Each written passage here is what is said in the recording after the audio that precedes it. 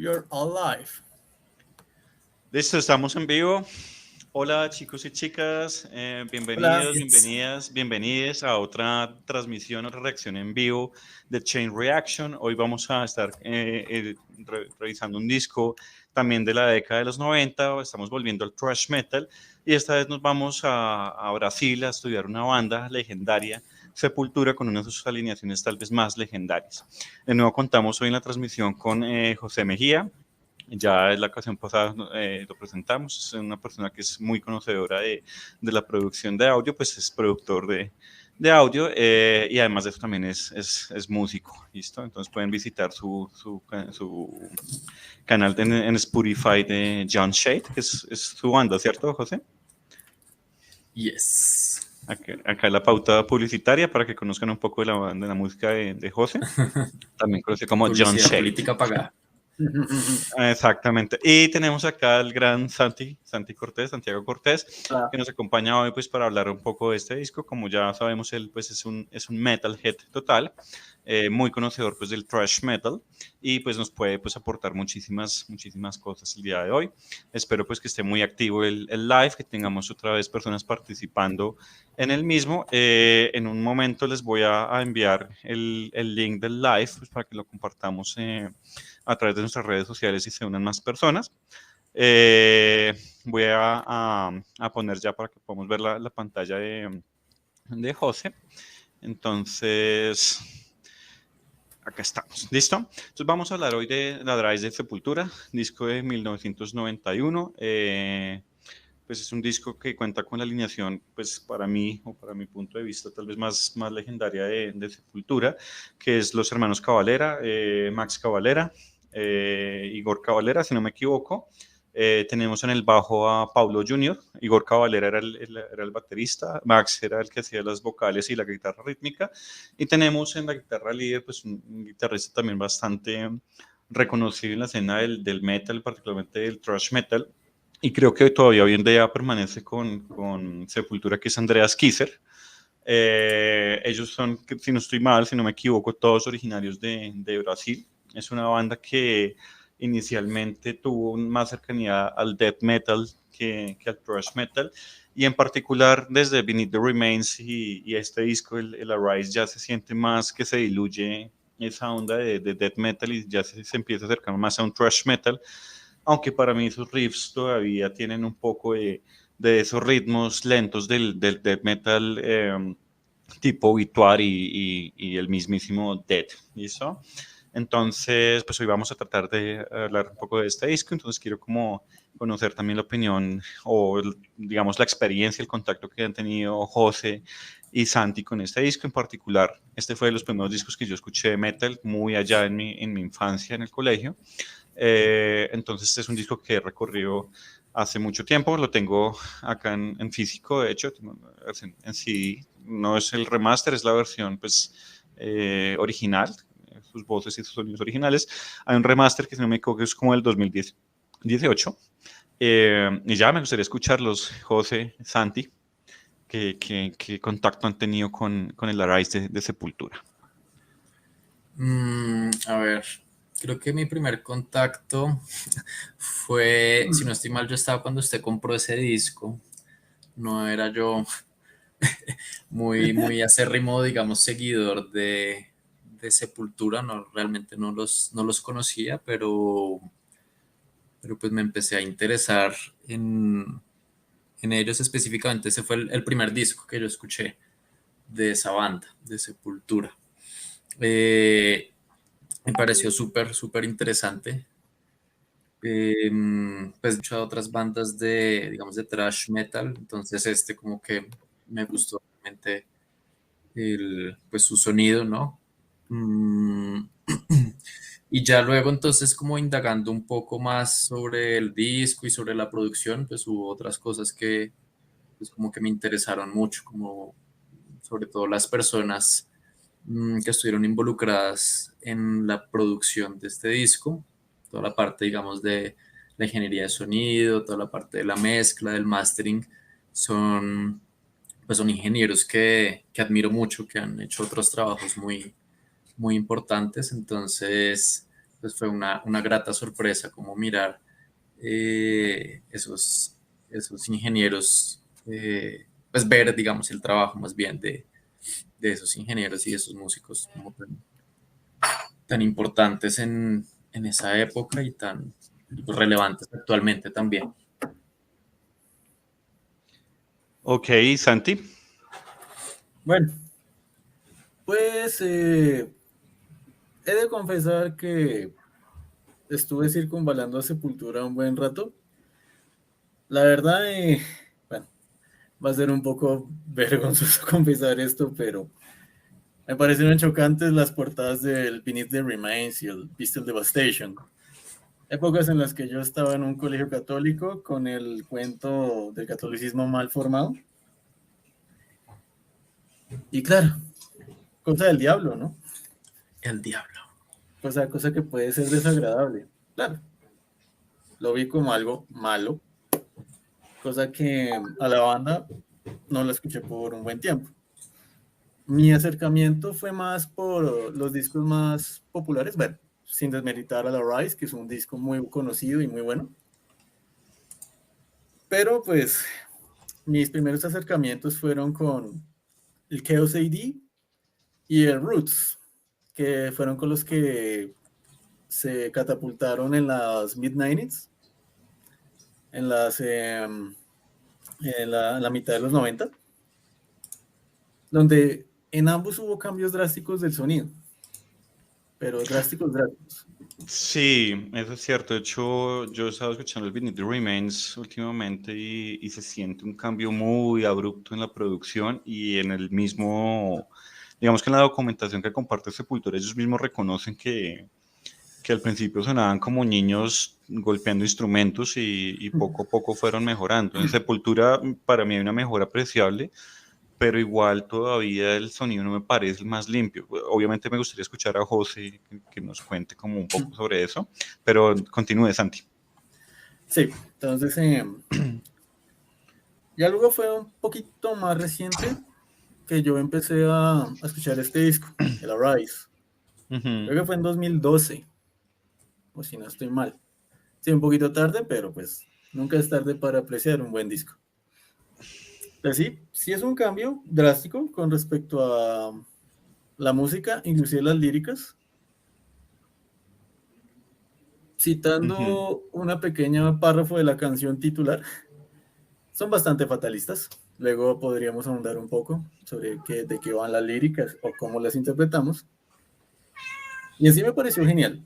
Me pareció un muy buen disco. Instrumentalmente hablando, es espectacular. El hecho que tengan un cover de Motorhead al final también es un muy buen remate, muy buen encore. Cover que fue grabado con Max Cavalera totalmente borracho después de tomarse media botella de ron. O de cachaza. No, era ron. Era ron. Ok. O sea, Bueno. es un hecho dicho por el mismo Max Cavalera que era ron. Ok, vale. Vale. Me pregunto si por esa época ellos todavía mandaban a traducir sus letras, porque en Sí, sus inicios les tocaba así. sí. De hecho, acá uno puede mirar los créditos del disco y hay una persona que, pues, que le dan créditos por la traducción de letras y como un poco como Pero, por la pronunciación y todas esas vainas, pero sí. pero Sí, ellos tenían alguien que les corrigiera cómo se pronunciaban mal o cómo era la cosa. no, creo que no. Creo que era alguien que hacía las labores del traductor de Google. Ellos pasaban Cuando no el, había ChatGPT. eso, ChatGPT chinomática, sí. Chinomatic, tal cual. No podría ponerle uno a ChatGPT una letra de Sepultura y decirle cómo tradúzcala a portugués y Sí, saber sí, cómo sí. era más o menos el- Exacto. La la versión estructura. original, más original de todas. Ajá. Sí, exacto. Sí, exacto. Y ellos en sus inicios hacían eso. De por sí, a Max aún se le nota el acento brasileño, me imagino el acento mineiro, él es originario de Minas Gerais, al igual que el hermano, porque si no estoy mal, Andreas es paulista y Paulo no recuerdo, creo que también es mineiro. creo yo. ¿Qué diferencia hay entre tus acentos, Santi? Usted que tuvo la experiencia acá, cuento en el vivo, Santi vivió un Y tiempo en Río de Janeiro, si no me equivoco. sí, en Río de Janeiro.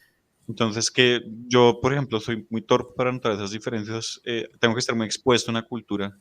Ok, Pronto cuando estuve en Argentina pude más o menos un poquito después de un par de semanas distinguir algo, pero no sé en los brasileros cómo son ok. esas diferencias. Vale, vale. Uy, son casi abismales.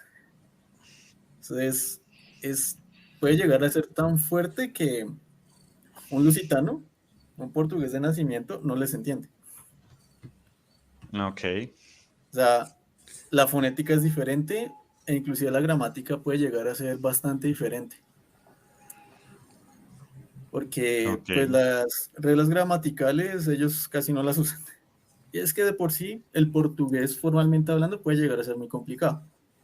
Ellos lo alivianearon un poco. Y entre regiones, bueno, uno podría decir que son casi dialectos. Tienen su propia jerga, su propia pronunciación, su propio diccionario. Y de lo que ok, yo había escuchado, en el estado de Minas Gerais es especialmente marcado. Es una jerga curiosa, es una pronunciación también curiosa. Es lo que llaman el interior de Brasil. Es una ujú, zona de sierra. Es una zona más de sierra. Contrario a lo que uno cree que es Brasil, que es solamente playa, también hay una zona de sierra, zonas selváticas y así. Y ¿Y todas usted ellas cree tienen, que... Ah, qué pena, ¿sí? Santi, qué bueno que lo interrumpa. ¿Usted cree que Ahora, cuando ellos cantan, digamos, particularmente en este disco, usted pueda distinguir ese tipo de sutilezas o realmente es difícil distinguir que ellos tienen una pronunciación o algún acento marcado en su inglés? la pronunciación sí se puede distinguir un poquito. O sea, sí se puede ver que es como muy autóctona, llamémoslo Ok, así. Sí tiene su pronunciación, su dejo. ok, ok, Porque inclusive recientemente uno puede ver una entrevista de Max y aún tiene, aún se le nota el dejo. ok. Entonces sí, eso con respecto al lenguaje y con respecto a ese dato de las traducciones de las letras. Y claro, pues no se había universalizado el inglés. Aparte, ellos vienen de un origen humilde. De por sí Sí. vivieron en un barrio Mm. peligrosísimo de Belo Horizonte. Y eso que ellos fueron Santi los nos más... puede compartir un momento único acá en el vivo y nos puede hablar un minuto en portugués analizando el disco. Sería fenomenal. Você quer que eu faça uma análise deste disco? É, tá bom. Mas não sei. O que diz a gente? Dá para entender? Olha, tá um pouquinho oxidado, né? Ok, súper, genial. Santi todavía tiene su portugués ahí. Eh, El backup. el backup. En cuanto a la producción, me gustaría como saltar a José. A mí hay algo de este disco que yo debo confesar que particularmente nunca me gustó y es el sonido de la batería. ¿En serio? Escuchando sí, escuchando el Rust in Peace de Megadeth que día y también vi un análisis de Soundtrack, es que se llama este chico que analiza Soundtrack, sí. discos. Soundtrack, noté muchas cosas que uno tiene que haber analizado mucho el disco y volverlo a digerir. Por ejemplo, en las baterías, de Anger 18 hay hay unas combinaciones raras de reverberaciones que colocan en estudio, pues como para darle un sonido como bien peculiar a la batería. Y eso hace que sea como chévere, como que muchas cosas. En este disco en particular yo siempre sentí la batería un poco como seca. No sé si eso era intencional. Yo creo que Eh, es por el género, ¿no? O sea, son dos géneros diferentes. Ellos vienen de un background más ajá. eh, de death metal, ¿no? Y pues el productor y los ingenieros y el estudio en particular donde lo grabaron, fue en Tampa, en Florida, ellos se viajaron hasta allá, pues principalmente era allá lo que se estaba gestando era esa escena del death metal de Florida. El productor con el que ellos trabajaron, que se llama Scott Burns, Ujú. El tipo pues venía a trabajar con bandas como Death, D-Side, todas esas bandas de Florida, de esa escena pues de death metal y siento que esa batería, digamos, ese sonido de batería, pues es un poco más en esa transición, ¿no? Como del death a pasar a algo de pronto un poco más limpio, más pulido, que pues es diferente, ¿no? O sea, los sonidos de batería son totalmente diferentes. Pero a mí sí me gustó, a mí personalmente, de hecho, iba a comentar que de lo que más me gustó en el disco es la batería. Sí, Eh, no, continúe, José. no, solo como para comentar que pues para este disco en particular a los tipos les dieron un resto de plata, ¿no? La disquera que es Roadrunner Records les dijo, bueno, tomen estos $40,000 y háganse un disquito. Ujú. Pues claro, $40,000 de la época, eso es un resto de plata pues para meterle un poco más de producción, para pues contratar o trabajar, digamos, con equipos como más sofisticados, ¿no? Y no Ujú. solo eso, sino pues gastar más tiempo en el estudio. ¿M? Y en Ok. particular estaba viendo, hay un libro, de hecho, que está por ahí en Amazon, como que hay partes que uno puede leer, que se llama Sepultura, toda la historia, eh, donde comentan, por ejemplo, que en ese disco gastaron como una semana nomás perfeccionando el sonido de la batería. De la batería. O sea, afinando, uno cree que pues, la Espero. batería, eso no, pues es como, eso no tiene ninguna afinación, pero pues sí hay una afinación, así como por ejemplo con la guitarra o con el piano, eso tiene una afinación, esos tambores tienen una afinación. Entonces, pues sí, pues a mí de hecho me gusta mucho todos los redobles que hace, todos esos fills que hace el baterista, que ahorita olvido cómo es que es el Igor nombre, Cavalera. Igor Igor. Caballero. Eh, Todos esos redobles suenan súper, súper interesante. De pronto ahorita como cuando los estemos escuchando, les comento un poco más de eso, pero de las cosas que más me gustó fue la batería. Claro, lo que pasa es que hay una cosa que para mí es difícil separar cuando escucho el Arraiz de Sepultura y es pensar en otras bandas de Death, en ese momento muy influyentes, tal vez para mí la más significativa que es Death. Y pues Chuck Schuldiner tenía digamos, un gusto muy, muy grande por tener músicos muy de primer nivel en la banda y algo que destacaba mucho en sus discos eran los bateristas y particularmente la producción de las baterías y el bajo en Death era una cosa que siempre me parece como alucinante. Pero claro, ahorita tocaría ya más desde su óptica explorar un poquito los detalles. Hay un momento de batería en el Raíz de Sepultura que me mata, que es en Death Embryonic Cells. Yo creo que todos saben a qué momento me refiero. Es un momento de Igor en un cambio después de un solo de guitarra donde viene Andreas Kisser en esas disparadas de velocidad y después hay un cambio no sé si es de métrica o de tempo y entra este momento de batería que es increíble. Pero bueno, perfecto, pues yo creo que podemos de pronto empezar a escuchar algún tema, ¿no? Sí, pues podemos empezar con el que le da el nombre al disco, ¿no? Venga. Ujú.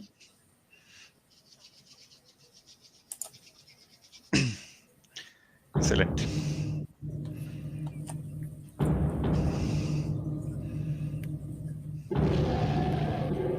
Otra cosa que me gustó el resto son todos esos efectos sonoros al principio de las canciones, que tienen varios. Ajá, de Esos hecho, sintetizadores me parecen brutales. eso me hace pensar que es como el primer disco en el que empiezan a hacer esos cambios que después terminan siendo muy relevantes en el Roots.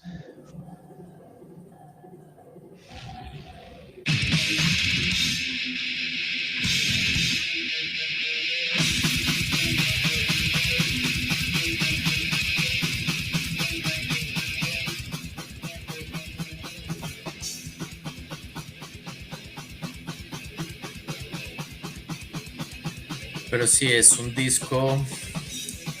es un disco que lo coge a uno desde el principio y no lo suelta hasta que termina. Lo venías escuchando ahorita que venía caminando para la casa en Bogotá y todo el ambiente del caos de la gente De saliendo, Bogotá. todo lleno. Era como la banda sonora perfecta Perfecto. para esos momentos. Sí, Una cosa saliendo del que me, centro de Transmilenio. No una puede cosa ser que me, mejor descripción gráfica y pictórica. me parece muy, muy chévere en este disco es que la voz de Max Cavalera es de las veces que mejor suena Sí, en estudio. sí, porque pues en el anterior no está tan bien, o sea, lo que es el Mm. Ministry Reigns no está tan bien como en este. Como que sube un poco más, porque en la otra sí está un poquito más baja. Ese es un Entonces, sí, momentazo. Ese riff es de mis riffs favoritos. uy, sí, Y ese coro es un coro que usted no olvida, ¿sí? O sea, es un coro de concierto. exactamente. So, pues, dato de vital importancia, citando a Jorgito Piranello, pues con José escuchamos la versión con la alineación nueva, claro está, Ah, de ¿sí? Sepultura, en el En Nutfest, el Notfest. que el encore fue Mm, Arise, Refuse Resist y Roots Bloody Roots, si no estoy mal. Ese fue el encore. Y sonó muy bien. Sí, Sí. ¿cómo? sí, No, termine, Santi, que pena que lo interrumpí. sí he de decir que le falta la segunda guitarra, la guitarra rítmica, porque ahora es Andrea solo. Ujú. Pero igual sonó muy bien. Yo no sé, creo que es Derrick Green, el vocalista que reemplazó a Ah, Max. ese mero. ¿Qué, cómo es ese rol de Derrick? O sea, sí es alguien que recupera esa esencia del Sepultura de los 80s, 90s. Para mí fue un poco como, sentí que en el momento que salió Max y Igor, Sepultura transmutó a algo completamente diferente. Estuve escuchando uno de los últimos discos, creo que uno del 2020, y siento que es un sonido diferente. Me hizo pensar un poco, no sé, es curioso en Creator, de pronto también un poquito en Ah, el Exodus de hace unos años. Entonces, ¿cómo ven eso ustedes? Tenemos acá a un legendario en el chat del vivo que es Daniel Molano. Saludos, Daniel. Bienvenido. Eh, bueno, ¿qué opinan ustedes de ese cambio? ¿Qué opina también José que pudo ver a Sepultura con Derrick Green en las vocales?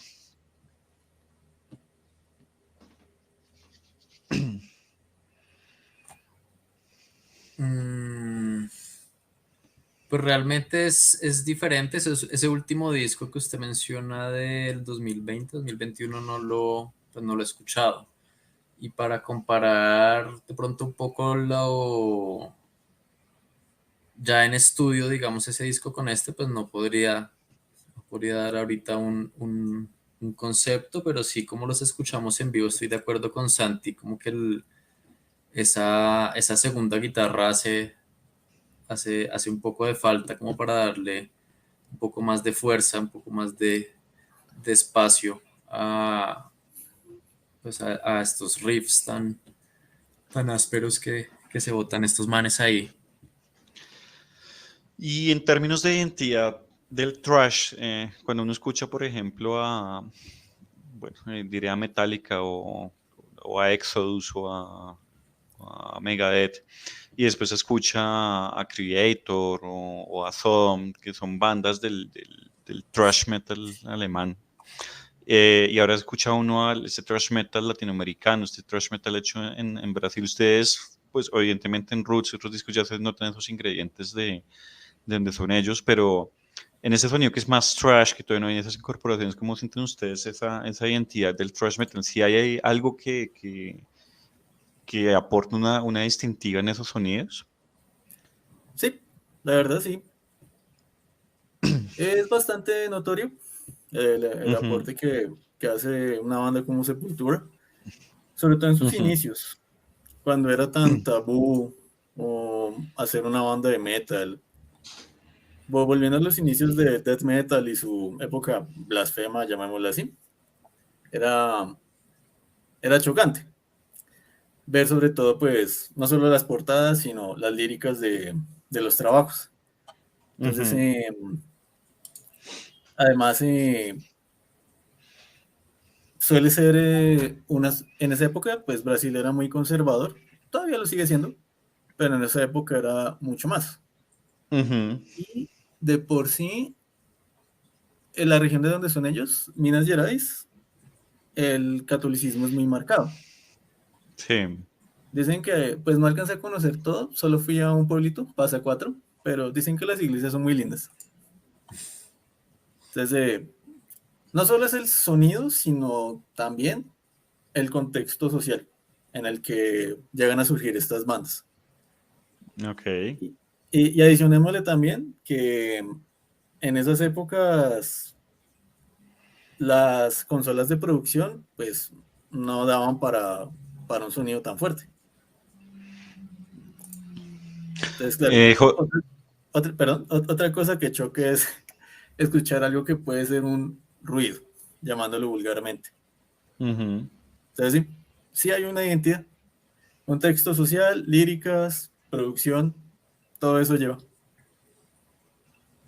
Y José, en esa época, 1991, hoy 2023, no sé, por ejemplo, alguna vez vi un documental sobre la producción del Dark Side of the Moon y uno entiende mucho las diferencias tecnológicas y el tipo de maniobras que tenían que hacer para producir esos discos.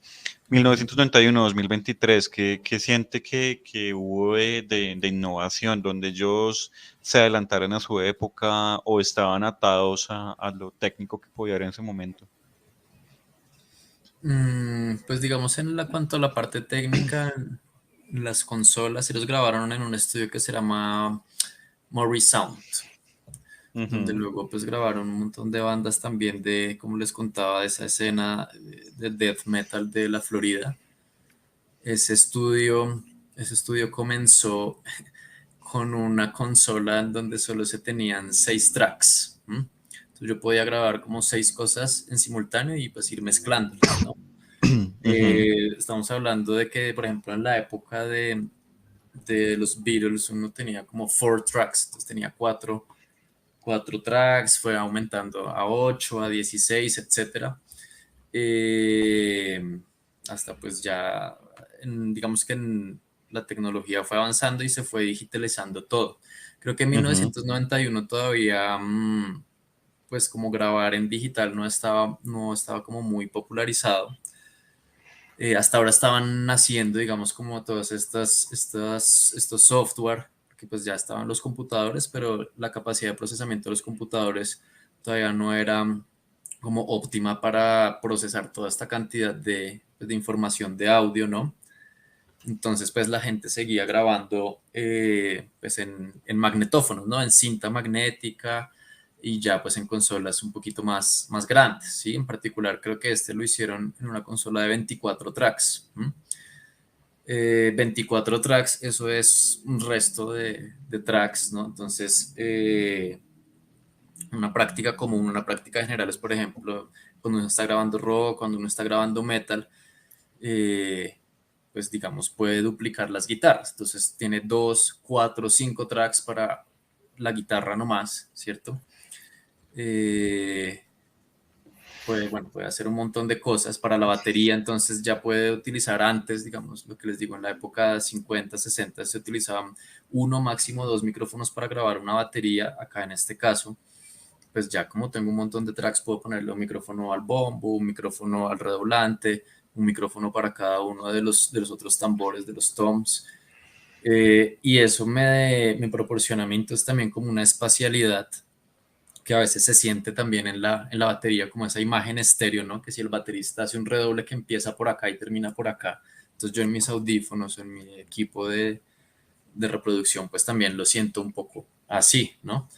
Ujú. Mm, Entonces, algo también, pues, realmente muy interesante es ese, ese tono que, que da la cinta magnética, ¿no? Entonces, todos esos discos que son como producidos, yo creo que tal vez como del 2000 para atrás, la gran mayoría pues estaban grabados en cinta magnética, tal vez 95 para atrás, atrevería a decir, y eso pues le da unas características sonoras diferentes a cuando pues ya uno graba de forma digital, ¿no? Entonces de forma digital se escucha, cada instrumento se escucha mucho más claro, se escucha como más definido todo, pero pues la cinta magnética lo que hacía era como pegar todo de alguna forma, que darle como una cohesión y darle lo que llama uno como un color, como resaltar algunas frecuencias en algunos instrumentos, generación de algunos armónicos en algunos instrumentos y ese sonido pues es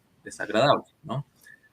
Eh, entonces digamos que en cuanto a eso, pues chévere, todo ese metal, digamos, de esa época tiene como más o menos como un común denominador que es ese. Y que aparte, por ejemplo, siguiendo hablando como un poquito de la batería, hacer edición, digamos, de una pista de batería, como no, este bombo quedó de pronto un poquito adelante, quedó un poquito atrás, era súper difícil porque pues ya quedó grabado como es en la cinta magnética, tocaba era el metrónomo y que el baterista pues fuera realmente muy bueno. Ahora lo que uno hace es, pues graba toda la batería y luego se puede durar un resto de tiempo como editando para que todo quede en su lugar. Hay como automatizaciones que uno puede hacer con el mismo software, con la misma, sí, no sé, el software que uno esté usando para su edición, para que todo quede mucho más como robótico, por decirlo así. Entonces, hay géneros como por ejemplo el metal en los que a veces se quiere eso, como que todo suene como mucho más preciso, más en el tempo que es, en el golpe que es exactamente. Pero hay géneros en el que eso no importa mucho, entonces ahí hay otra gran diferencia. Mm, y bueno, ahí hay un montón de diferencias ya, ¿no? Entre lo análogo, lo digital, etcétera, y que la capacidad de edición que uno tenga luego del disco. Ok. Entonces, como eso por ese lado. Entonces, entonces le tengo otra pregunta técnica, pero ¿le parece si la hacemos después de retomar el solo de Arise? Puedo volver un poquito a retomar un poco ese solo y Ahí va. opinamos un poco al respecto.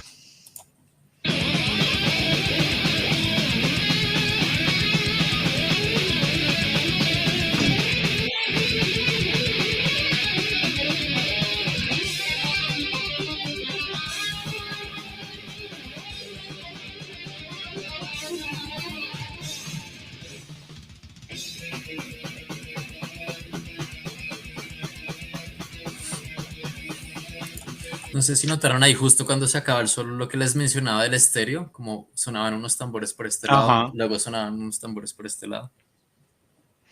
Ok, brutal. La pregunta que le tenía a José es, también he leído que sí, que se agregan guitarras, o sea, que se duplican guitarras, se lo he explicado ahorita. La pregunta es, todos esos instrumentos adicionales o sea, que duplicados, como su merced menciona, su merced es una palabra que se utiliza mucho en Colombia para referirse a usted, por si alguien nos está viendo de otro país, no se nos pierda. ¿Cómo manejan eso en vivo? O sea, si usted tiene una cantidad de guitarras para agregarle, como dice José, color, otra, una estética, nosotros sabemos que vamos a tener dos guitarristas, un rítmico, un líder, y cómo manejan esos aspectos que suenan también en un disco producido para que eso suene bien en vivo. O sea, si la guitarra es muy fundamental, como que hace algo diferente a la otra guitarra, pues simplemente contratan a otro músico y ya, y que lo toque. Ok, Pero si no, es por eso es que suena diferente en vivo que en estudio, ¿no? Porque en vivo usted toca con lo que tiene la banda en ese momento. ajá, Y en estudio usted ya puede hacer toda la magia que quiera, grabar la guitarra 5 veces, poner a reproducir una guitarra por el izquierdo y por el derecho que tenga diferente, una variación infinitesimal, como, o simplemente grabar una guitarra con esta configuración de amplificación y de ecualización y luego grabar exactamente la misma guitarra con otra configuración, otro amplificador y luego usted le junta eso. Hay cosas que se pueden hacer algo así en vivo, pero por lo general, pues si es muy fundamental, contratan a un músico que haga eso y si no, Si no, pues no se hace, simplemente se toca como lo que más, la guitarra que, principal, la que más suene, digamos, la que sea más importante Ok. para la canción. Acá para nuestro público, recordemos que José es un físico muy físico, entonces la palabra infinitesimal quiere decir como algo muy, muy pequeño. ¿En qué momento dije infinitesimal? Que no me acuerdo. Cuando vea la grabación va a recordar que es infinitesimal. Eh, es algo de físicos. Es No, un perfecto. conchito. Es un cunchito. Acá en Un Colombia un punch, cunchito es una porción muy pequeña. algo muy pequeño. Algo muy pequeño. Entonces, pues vamos yo creo que podemos pasar a Death Embryonic Cells y me gustaría escuchar un poquito más el pensamiento de Santi sobre esos temas. Death Embryonic Cells es tal vez de los temas que más me gusta y que más recuerdo de este disco y lo recuerdo con mucho cariño, es de las cosas que pongo todo el tiempo. Entonces, creo que es momento de Death Embryonic Cells. Háganle.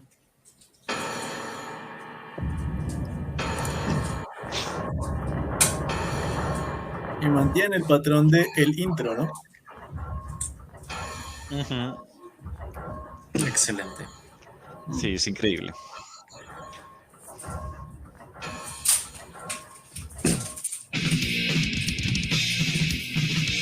No, eso es una belleza completa, hay que decirlo. Sí. Sí.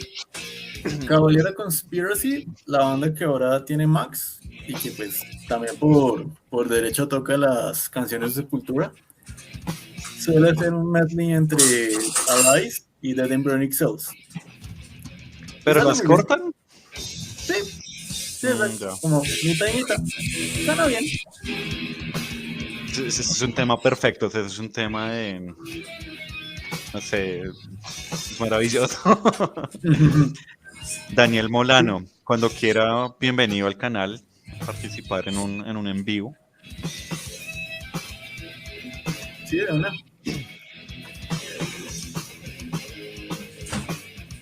Eso es muy, muy sabroso. Ah, sí. Guapachosito. Sí, eso es pura sabrosura tropical. Exactamente. Y líricamente hablando es muy uniforme la El temática, ¿no? disco. Mm. Sí, Es como un muy, muy, miedo a muy la uniforme. tecnología, a las cosas de laboratorio. A un cataclismo. Cataclismo. Es siempre el miedo al cataclismo, a vivir en ese cataclismo, a aguantar la violencia. Hay varias canciones que hablan sobre violencia, bueno, específicamente hablando. Ajá. Muy seguramente inspirado en el trasfondo que ellos vivieron, muy, muy seguramente. Oigan, dato curioso, Dígame, Santi. y bueno, se sabe que el thrash, inclusive la onda black, solía utilizar cinturones de armas, ¿no? Balas de M60. Así es. Sí. Bueno, Igor, en los inicios de la banda, tuvo una idea fenomenal. Y fue tomar baterías gastadas, pegarlas y hacerse un cinturón de balas. O sea, pilas. Sí. No sé qué es más peligroso, si las pilas hay un casquillo. Sí, las pilas Sí, estallándose.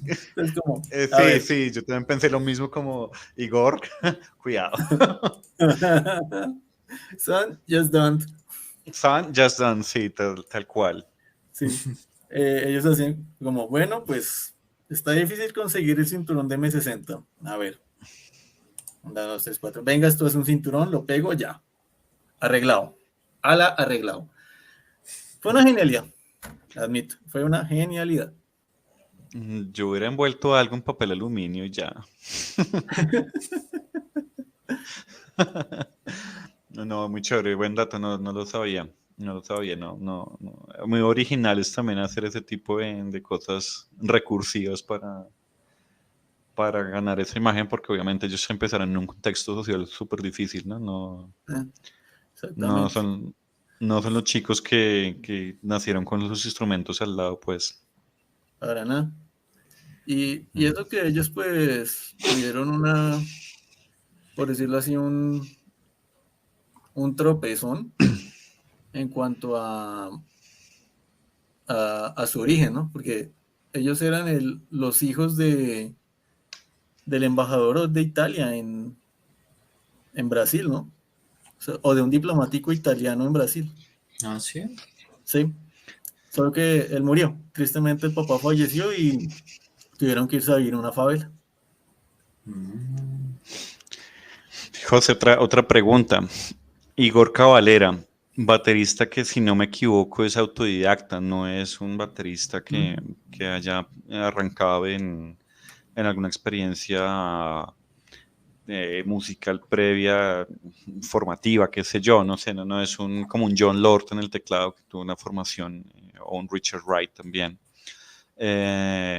Sino es un baterista autodidacta. ¿Cómo siente usted a Igor en Arais? Mm, pues técnicamente, a mí lo que les mencionaba antes, a mí lo que más, de las cosas que más me gustaron del disco, bueno, dos cosas. Uno, la batería. Ujú, Mm, sobre todo por los temas pues de la producción, les digo como de la afinación, de la parte ya pues de la mezcla, pero pues todo eso no hubiera sido posible sin esa parte, digamos, ya más técnica del que lo está ejecutando, ¿no? De Igor. Por lo que les decía que pues en esa época uno no puede como, ay, sí, toque y lo arreglamos luego en edición, cuadramos que todo quede bien. Entonces, teniendo eso en cuenta, me parece un baterista muy bueno en cuanto a, pues, a mantener, digamos, como ese tempo.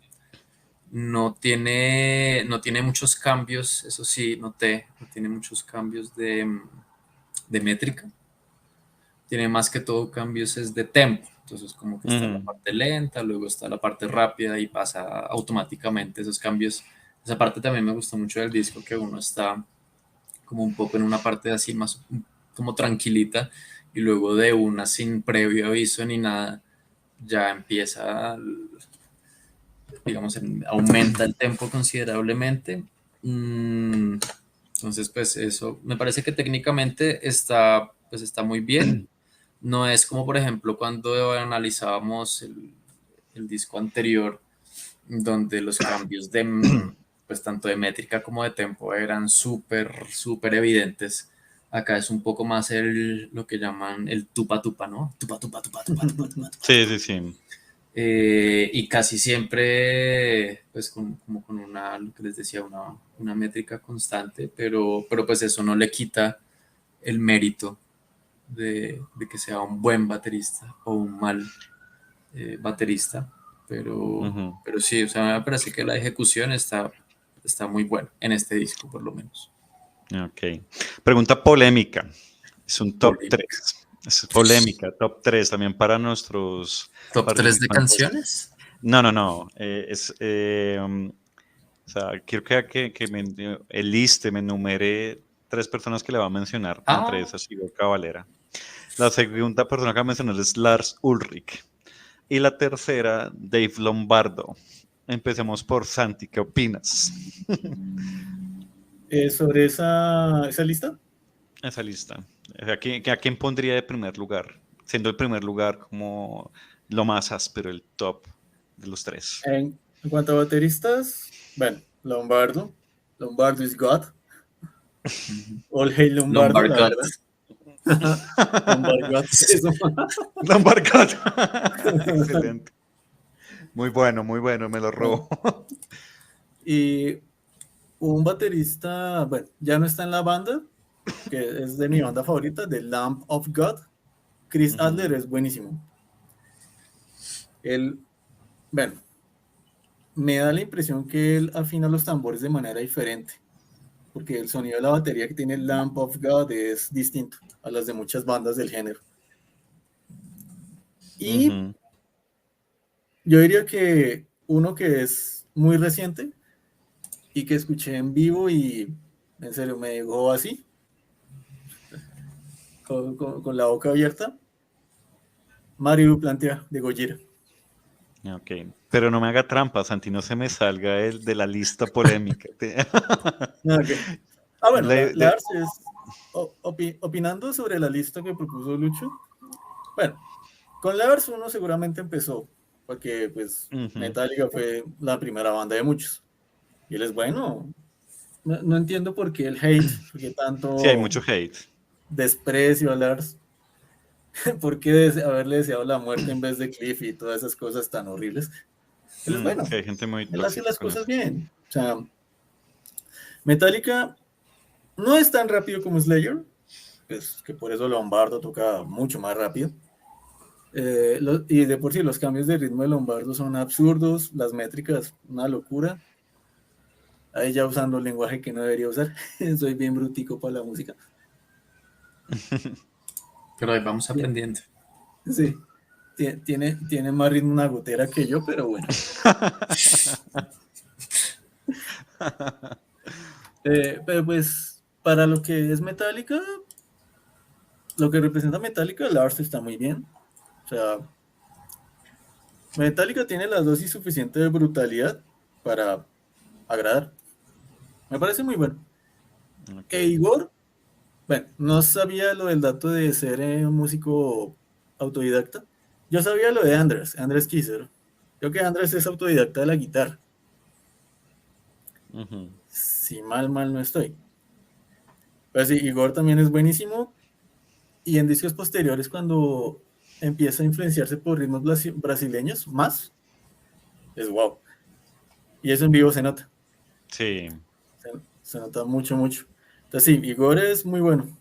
Muy bueno tocando en vivo. Yo lo he visto un par de veces. Es genial. Max tiene un carisma increíble.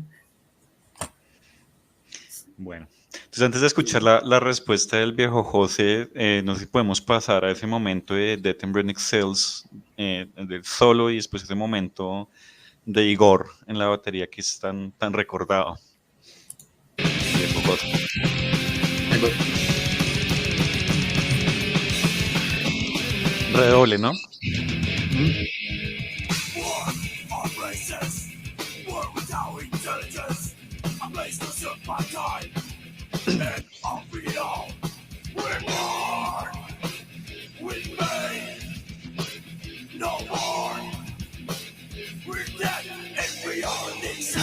Cells.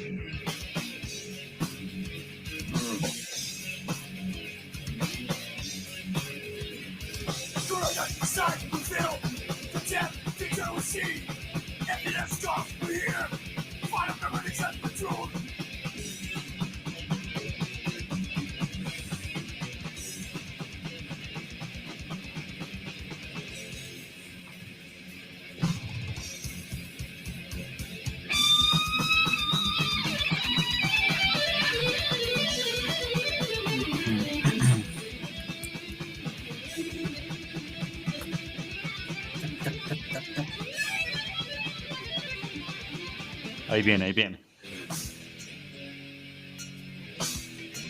Es un momento especial, conmovedor.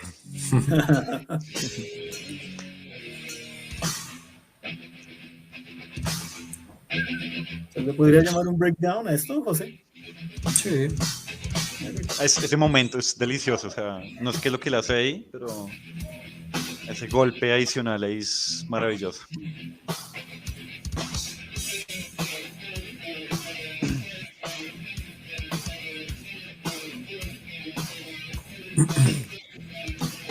Perfecto. No sé si el man usa doble bombo o usa, o sea, como dos bombos separados o usa el pedal este que son dos para hacer esas maniobras o si usa solo uno y realmente es muy teso. Muy rápido. Sí, o sea, con uno de pronto se podría lograr, pero hay partes en las que uno dice como, uff, de pronto está usando un doble bombo, que no sé cuándo se empezó como a implementar. Sería interesante investigar como cuál, en qué fue el primer disco que se empezó a implementar es el doble bombo, digamos. Ya sabemos que, por ejemplo, ya el más distintivo antes de esto era One, Metallica, que ese doble bombo en Ulrich se sentía. Ujú. Y hay otras bandas del thrash que ya utilizaban doble bombo. Si no me equivoco, obviamente no quiero cometer alguna atrocidad histórica, pero creo que ellos ya utilizan doble bombo para más o menos esas épocas, creo. Y Eh, la- falta pues, la respuesta polémica de José. No, pero para mí no es tan polémica, yo concuerdo con Ujú. Santi. Ok. Concuerdo con Santi, sobre todo en la parte de Lars, como que recibe mucho hate y para lo que toca Metallica es apenas como Ujú. pues, el baterista que necesitan.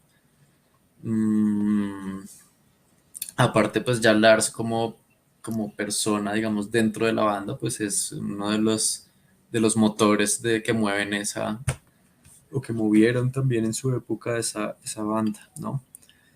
Ujú. Eh, ¿Y cuál era otro? Lombardo, sí, pues, obviamente lo pondría de primero.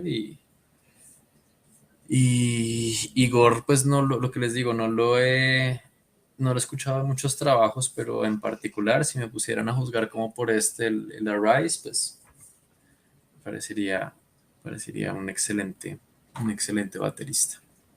Ok, súper.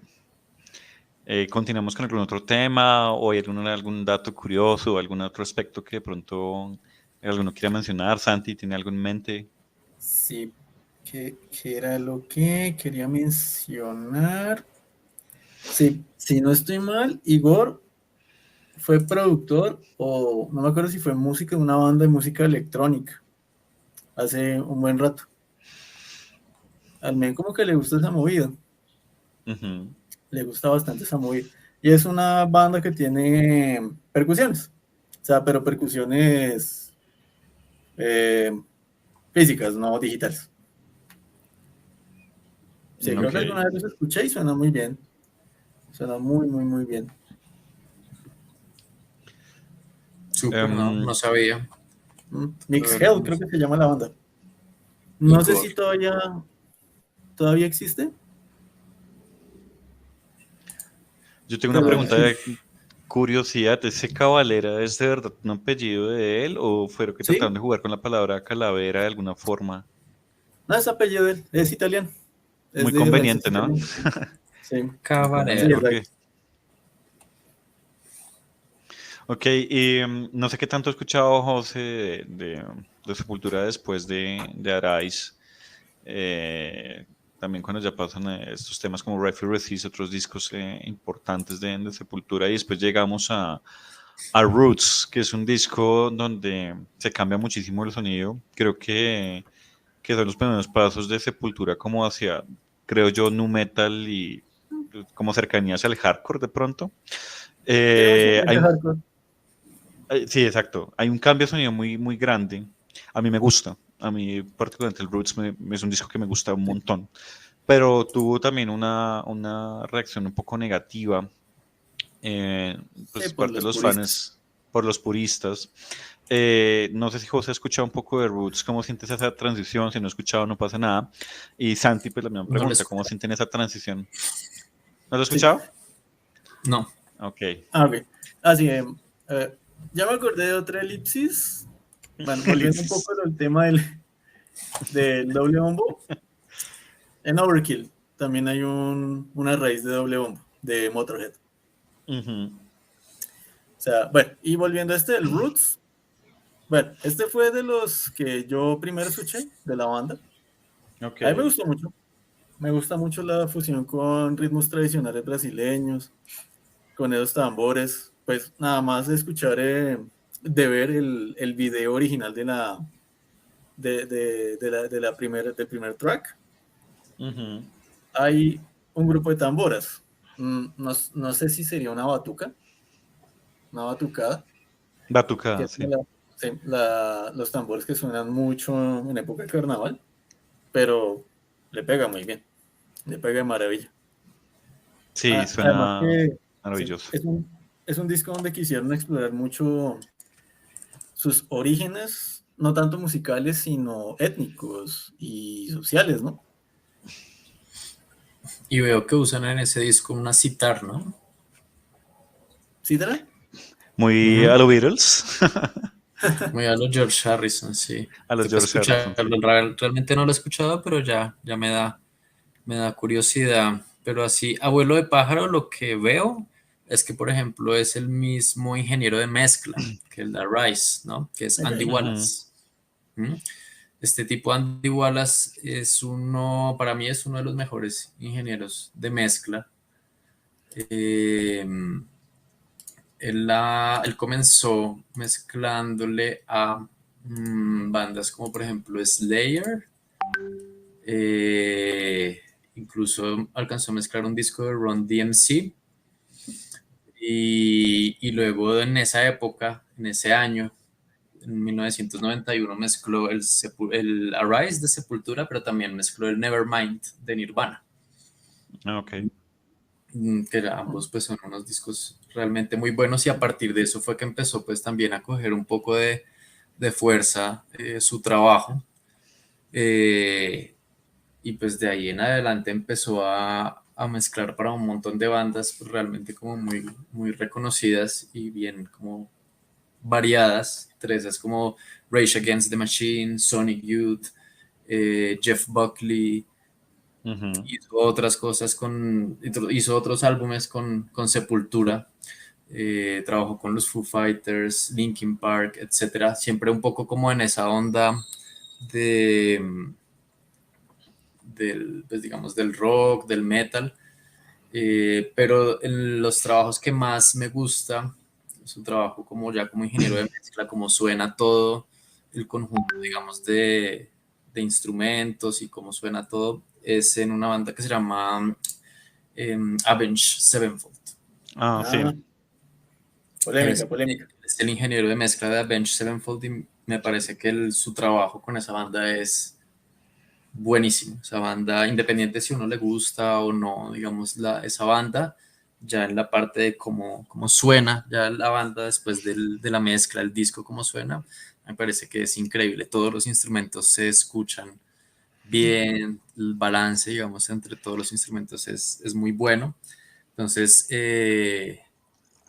pues ahí se nota también como un poco la evolución, no solo pues de los músicos, sino también de los ingenieros de esta parte de mezcla. José, una pregunta de Ignaro, de full Igna. Ignaro. ¿Qué hace un ingeniero de mezcla que no haga un ingeniero de sonido? No, no sé cuál es la diferencia entre Un las ingeniero dos. de mezcla es un ingeniero de sonido. Ah, ¿Mm? Ok. Entonces, un ingeniero de sonido es como el término general, pero dentro de la ingeniería de sonido hay como un montón de subdivisiones, ¿no? Depende de la Ujú. cosa específica que uno haga. Entonces, uno puede ser, por ejemplo, ingeniero de grabación. Entonces, ¿qué sabe uno ahí?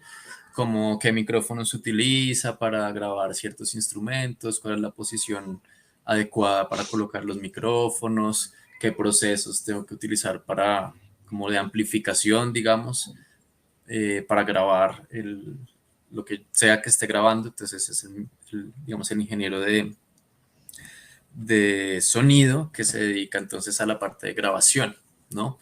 Luego de esa Ujú. etapa de la grabación, que es lo que uno denomina como la producción del disco, entonces viene toda la parte que es la postproducción, ¿cierto? Entonces ya quedó todo grabado, hay unas pistas ahí grabadas, pero pues si uno pone todas las pistas al mismo tiempo a sonar, pues seguramente no le suena como la canción que uno escucha ya al final, ¿no?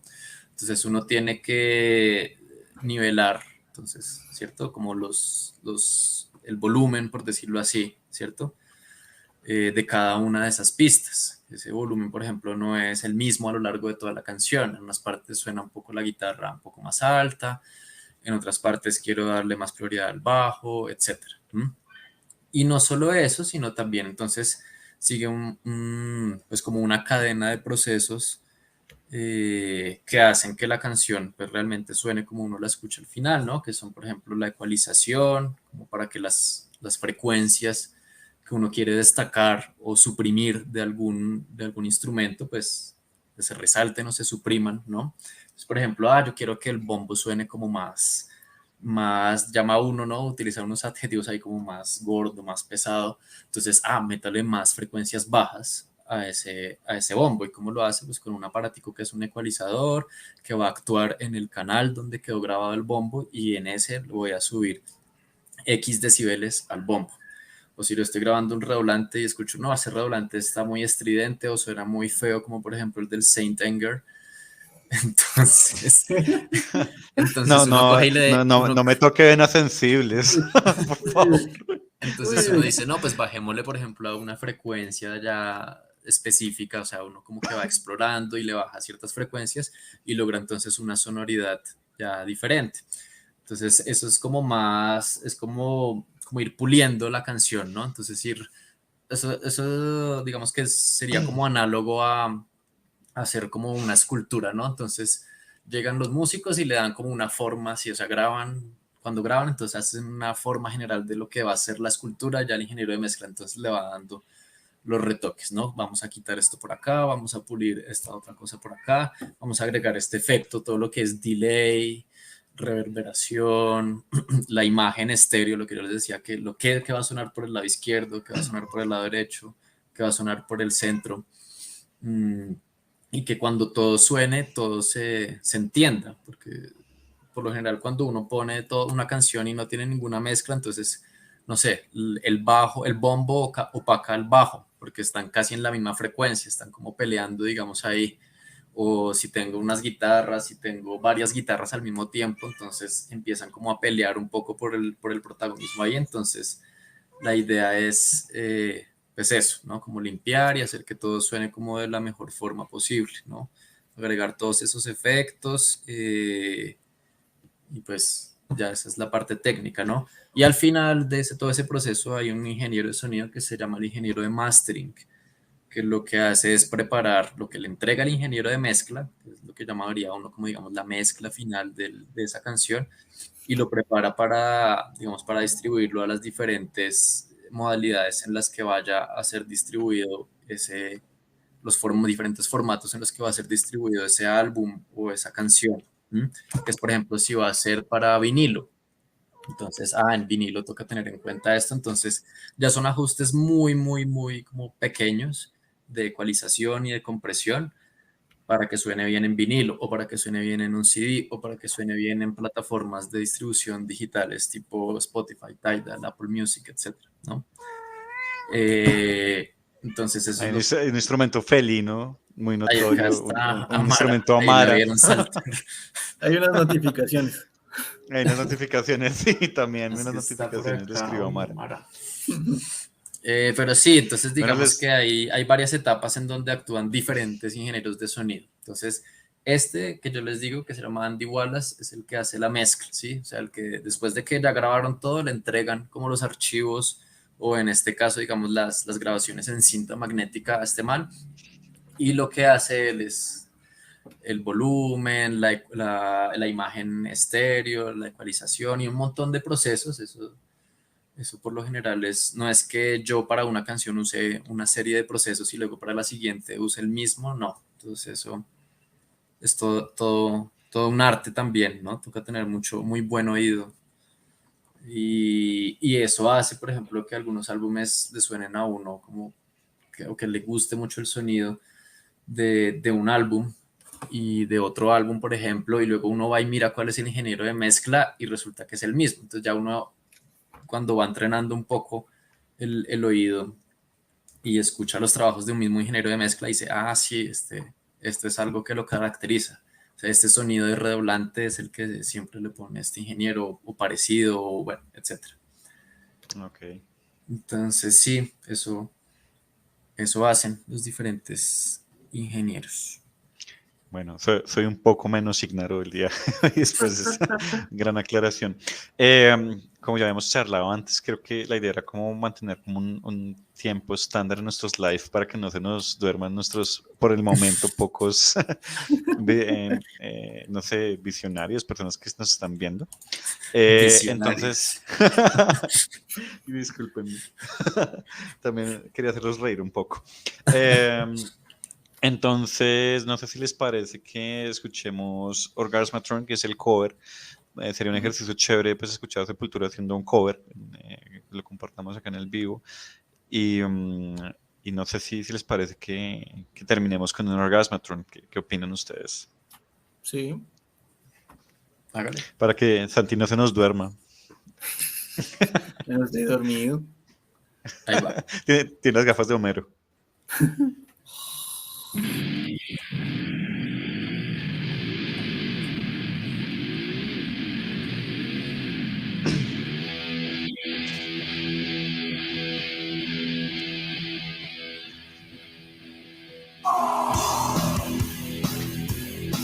Muy increíble que haya hecho eso borracho.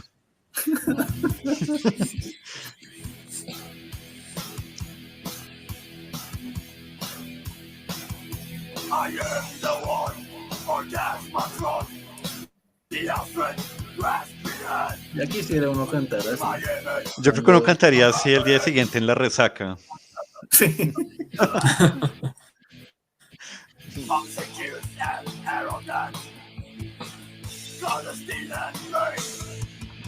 Sí,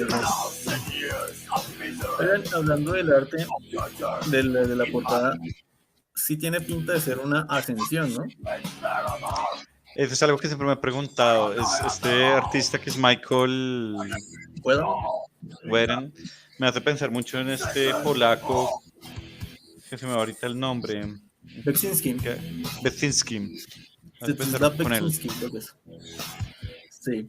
Sí, esta tiende muy a lo de Beksinski, pero el arte de él suele ser muy de onda medieval. Aquí echándole un ojo. Hay una parte de esa portada que siempre me hizo pensar en galletas Chips Ahoy. La de abajo. La de abajo. Ah, sí. Y pues sí Eso. parece una ascensión Las por el chips camino. ahoy de acá abajo. La Chips Ahoy hacia abajo. El souvenir para la ascenso. Lleve su chipa hoy, lleve su chipa hoy. Sí, la publicidad de undercover. Sí. Ya vea que el camino es largo y la siempre lleve su chipa hoy. Y aquí echando un ojo a la, bueno, Encyclopedia Metallum. Él le hizo portadas a una banda de black llamada Cities on Gold. Bueno, de un metal más. Que se basa su nombre en un lugar del Señor de los Anillos. Si no estoy Ah, mal, ok, sí. ¿Dónde de vivía Mordor. ella la araña? Sí, Que si un gol era ¿Cuál banda? donde ¿Qué? estaba ella la araña. es Cities on Gold. Sí, el Ujú. paso de la araña. Exactamente. Y pues ahí se nota. Aparte que, a ver, veamos una de las portadas. Frost and Fire. Ah, está lenta. Sí, es netamente medieval. O de Ok. fantasía medieval. Entonces, sí, esta portada de la Rise es especial. Echando hacia Sí, vuelo de pájaro, comparando las demás obras de artista de Michael Whelan. Ah, bueno, de hecho, como que también hizo la del Cause of Death de Obituary. ok, esa portada es increíble también. Mm, De hecho, son portadas que generan mucha recordación y hay algo, entonces, en este artista con los ojos, porque la portada del Cause of Death tiene un ojo ahí mm, metido, ¿no? O sea, de hecho es mucho más grande que en esta portada, pero son unas sí. portadas que generan una recordación increíble. De hecho, si me preguntan por Sepultura, creo que la primera imagen mental que yo tengo es esta portada. Ok, ok. Eh, bueno, volviendo a Orgasmatron, una versión brutal esa portada. Una reinterpretación de este tema de Motorhead, muy a lo Sepultura, es decir, uno siente que es Orgasmatron, pero también tiene una identidad propia. No sé si José conoce la versión de Motorhead, instante también, como para que acá para finalizar hagamos como una breve opinión comparativa. Mm. Mm, entre la versión original y esta. Ajá. A ver. Mm, ¿Qué podría, qué podría decir en cuanto a ver, a la parte vocal, pues sí es donde realmente creo que noto un cambio, porque de resto, pues esa canción es más o menos sencilla, ¿no? No sé por qué habrán escogido como para este disco que tiene como toda ¿cómo llamarlo? Como un ritmo, por decirlo así, pues un poco más rápido este último cover, esta última canción. A mí no me cuadra mucho con con el resto del disco, eh, pero sí, en comparativamente, no podría decir ahorita como cuál es mejor, cuál me gusta más. Ok, Mm, pero sí, solo comentar que no me parece como su inclusión en el disco no le cuadra. no me cuadra, sí. Ok. No, ok. Viejo Santi, y ahí para cerrar nuestro en vivo del día de hoy. Ah, vale. Bien. Es notorio el cambio entre versiones, comenzando que con Motorhead el bajo era casi una guitarra rítmica, Ujú, era casi que la segunda guitarra. Entonces aquí se ve el reemplazo por una línea de bajo con las guitarras rítmicas de Max. La voz ujú, también es totalmente diferente, la voz de tan característica de Lemmy Kilmister que fuera seca, no solía subir mucho, en esta suele Ujú. ser o algo más estándar. Es un poco más rápido y agresivo, eso sí. Eso sí, bueno, eso sí, Motorhead solía ser rápido y agresivo. Y líricamente hablando coincide con lo que quieren describir en el álbum. ujú. Sobre violencia, cataclismos y demás. Cuadra, líricamente cuadra. Y rítmicamente, pues bueno, sí es ligeramente diferente. Claro, no es thrash tupa tupa, Ujú. Tupa tupa. El tupa tupa. pero a mí me gustó la inclusión de ese cover. Ok, súper. Bueno, ¿Y usted, Luis? yo Muchas no preguntas, para. pocas opiniones. A Eso ver, me que lo sonó, de Lombardo, cerremos con su opinión de lo de Lombardo, con su opinión sobre esto. eso me sonó a Es- regaño, yo José. No, no me regañé en vivo.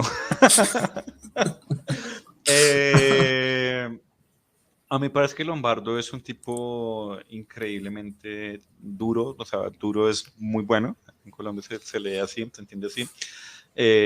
Soy muy feliz de poderlo ver ahorita en vivo porque viene con Testament, Ah, es este cierto. tour compartido con Creator, que pues yo voy Ok. por Creator más que por Testament, aunque La próxima Testament lo deberíamos adoro. hacer el último de Creator. Uf, sí, Hate to Veral es increíble.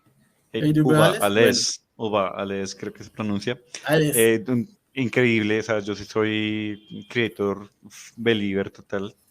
grande Eh, creator. tener la oportunidad de ver a Lombardo para mí es un momento importante. Me parece muy teso. Creo que Lombardo tuvo acercamientos al jazz. No sé si estoy inventándome Sí, acá él fue cosas. Algo baterista de así. jazz. Exacto, algo así como Steve DiGiorgio de Dead y actualmente también en Testament que hacía bajos de jazz. Me parecen músicos excepcionales. Lars, pues creo que lo que dijo José es como lo más apropiado. Lars es el baterista para Metallica, aunque sé, y eso lo ha publicado o lo ha comentado el mismo James Hetfield, le ha sacado la piedra al mismo James por es que es un poco lazy en vivo. Cuando yo tuve la oportunidad de escuchar a Lars, la primera vez que lo vi en vivo, eh, me dolió un poco el corazón, creo que un poco, no, una poca, mucho, cuando tocaron One y no se escuchó el doble bombo. Ah, lástima. Eh, no se Sí, él ya escuchó, en vivo no hace el doble bombo. Él lo cambia por. sí, exacto, fue doloroso porque siempre hay que escuchar ese doble bombo en vivo. Pero es un baterista que uno quiere mucho, o sea, creo que ahí habla más el amor que otra cosa. Y pues el tercero podría pues a ese señor Igor, sobre todo por Arise. Creo que es el disco donde yo digo brilla Igor completamente. Entonces es mi respuesta al regaño polémico que el señor José. Polémico. Polémico. Entonces yo creo que con esto pues nos podemos despedir, muchachos, para no tratar de mantener como un timing de 1 hora en nuestros Listo. vivos. Y nada, compartir, muchachos, invitar a la gente a que participe, que haya likes, que haya me gustas, comentarios, etcétera, para que despegue esta iniciativa de Chain Reaction. De nuevo agradezco muchísimo a José por toda su contribución. También la parte técnica, y al viejo Santi por siempre estar ahí dispuesto a estas iniciativas metaleras locas. Entonces, nada, muchachos, entonces nos despedimos de nuestro pequeño público del día de hoy, que en ese momento es una persona, si no me equivoco. Entonces, un saludo y pues un gusto, y pues suscríbanse y compartan a Chain Reaction. Chao. Venga, hasta luego. Listo, nos vemos.